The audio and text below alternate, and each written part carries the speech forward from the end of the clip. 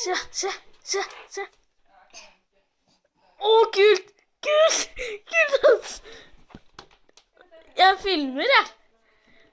Så jeg kan vise det til vennene. Navnet på katten er Kitty.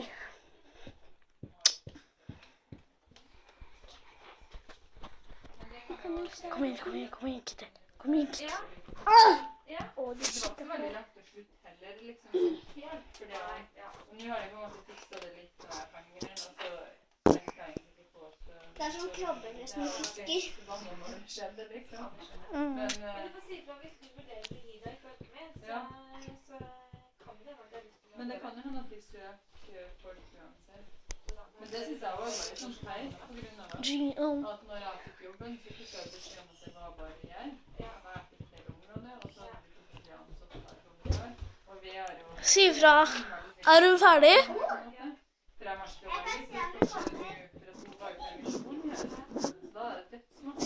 Og fordi om jeg har vært litt så har jeg ikke blitt kontaktet så mange i år som i fjor. Og det er mange som kontakter meg. Lokk henne med en tråd. Så, men nå synes jeg jo ikke det er greit at jeg hadde ikke lyst til å vise hver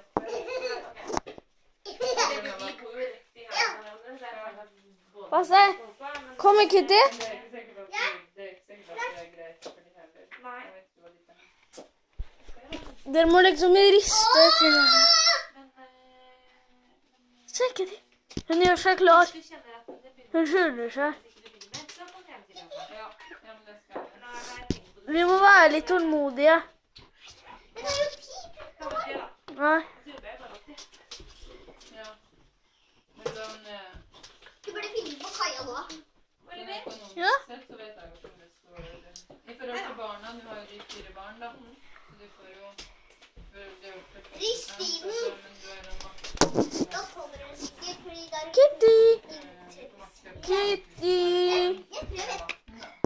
Det blir jo en del klær, og det er... Vi må skyte den der ned. Og så er det jo 20 000 over 4 da. Det er jo 20 000 over 4 da. Kitty! Kom da. Så... Kom da, Kitty. Du kan jo slippe opp i det også. Sånn som minste. Men det er jo ikke 40%. Har du prøvd ytterligere sånn, eller resten av det? Kitty. Kabing. Kapow. Jeg tror andre Ja.